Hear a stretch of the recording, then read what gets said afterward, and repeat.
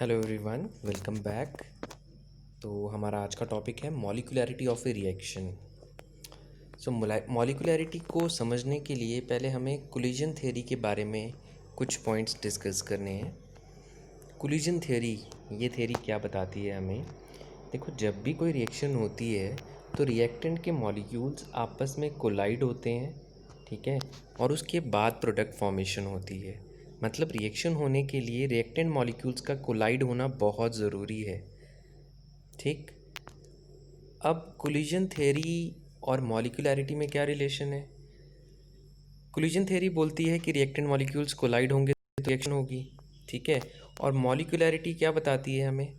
मॉलिक्यूलैरिटी बताती है कि कितने मॉलिक्यूल्स आपस में कोलाइड कर रहे हैं, इनफैक्ट कितने मॉलिक्यूल्स साइमल्टेनियसली कोलाइड कर रहे हैं रिएक्शन होने के लिए। मतलब कितने मॉलिक्यूल्स साइमल्टेनियसली कोलाइड होकर प्रोडक्ट फॉर्मेशन कर रहे हैं, ठीक है। So this is molecularity, the number of reacting species that collide simultaneously in a chemical reaction is known as molecularity, ठीक है। मैं फिर से एक बार रिपीट कर दूं, कोलिजन थ्योरी बोलती है मॉलिक्यूल्स कोलाइड होंगे तो रिएक्शन होगी, और मॉलिक्यूलैरिटी बताती है कि कितने मॉलिक्यूल्स कोलाइड हो रहे हैं, ठीक है, रिएक्शन को करवाने के लिए। अब हमारे पास कितने मॉलिक्यूल्स कोलाइड हो सकते हैं? 2 हो सकते हैं, 3 हो सकते हैं, इनफैक्ट एक मॉलिक्यूल भी रिएक्शन करवा सकता है, ठीक। तो डिपेंडिंग कि आपके पास कितने मॉलिक्यूल्स हैं, उस बेस पर हमारे पास डिफरेंट टाइप्स की रिएक्शन है, ठीक है। कितने मॉलिक्यूल्स हैं जो कोलाइड हो रहे हैं, उस बेस पर डिफरेंट टाइप्स की रिएक्शन है।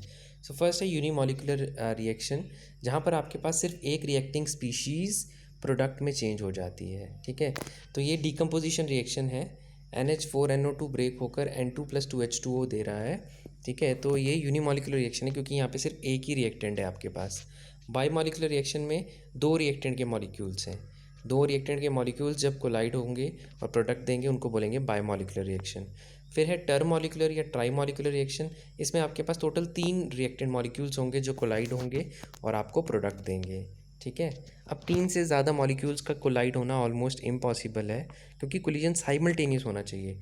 ये साइमल्टेनियस वर्ड बहुत इंपॉर्टेंट है कि जितने भी मॉलिक्यूल कोलाइड हो रहे हैं वो साइमल्टेनियसली कोलाइड होंगे, ठीक है, एक साथ टकराएंगे। तो 3 मॉलिक्यूल ही एक साथ टकरा सकते हैं, इससे ज़्यादा तो इम्पॉसिबल है। इसलिए हमारे पास यूनिमॉलिक्यूलर, बाईमॉलिक्यूलर और ट्राईमॉलिक्यूलर 3 टाइप की रिएक्शंस हैं बेस्ड ऑन मॉलिक्यूलैरिटी।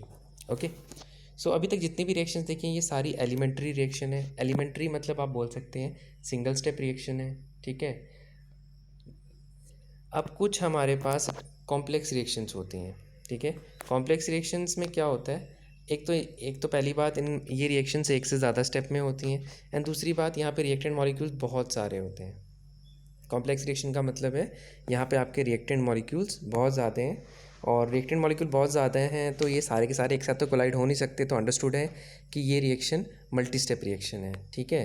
तो यहाँ पे टोटल अगर आप काउंट करते हैं 2 और 5 कितने हो गए, 7 और 16, 23 मॉलिक्यूल्स हैं रिएक्टेंट वाली साइड। अब ये सारे के सारे एक साथ तो कोलाइड हो नहीं सकते, ठीक है। तो कॉम्प्लेक्स रिएक्शन इसलिए क्योंकि यहाँ पे रिएक्टेंट मॉलिक्यूल बहुत सारे हैं, और कॉम्प्लेक्स होने के साथ साथ ये मल्टी स्टेप रिएक्शन भी है। क्यों?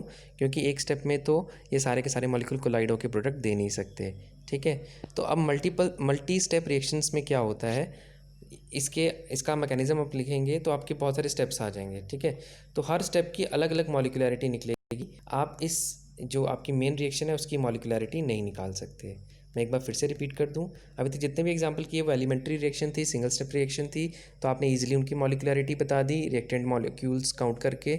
लेकिन अगर आपकी कॉम्प्लेक्स रिएक्शन होगी जहाँ रिएक्टेंट मॉलिक्यूल्स बहुत सारे हैं, तो वो रिएक्शन पहली बात होगी मल्टी स्टेप, ठीक है। वो रिएक्शन पहली बात क्या होगी, मल्टी स्टेप, और हर स्टेप की मॉलिक्यूलैरिटी आपको अलग अलग निकालनी पड़ेगी। इसको आपको पहले मल्टी स्टेप्स में लिखना पड़ेगा, फिर हर स्टेप में आपको चेक करना पड़ेगा रिएक्टेंट मॉलिक्यूल्स कितने हैं, तो वही उसकी मॉलिक्यूलैरिटी होगी, और हर स्टेप की अलग अलग मॉलिक्यूलैरिटी आएगी। ये जो आपकी नेट रिएक्शन है, नेट रिएक्शन की कोई मॉलिक्यूलैरिटी नहीं निकल सकती। इस रिएक्शन के जो स्टेप्स होंगे, ठीक है, इस रिएक्शन का मैकेनिज्म लिखेंगे, उसके स्टेप्स होंगे, उन स्टेप्स की अलग अलग आप मॉलिक्यूलैरिटी बता सकते हैं, ठीक है। तो आज हम लोग इतना ही करेंगे। Thank you so much for watching, ठीक है। कल मिलते हैं अपने नई वीडियो के साथ।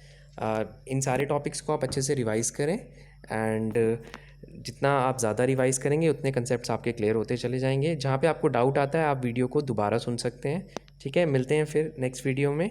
Till then keep smiling and be happy.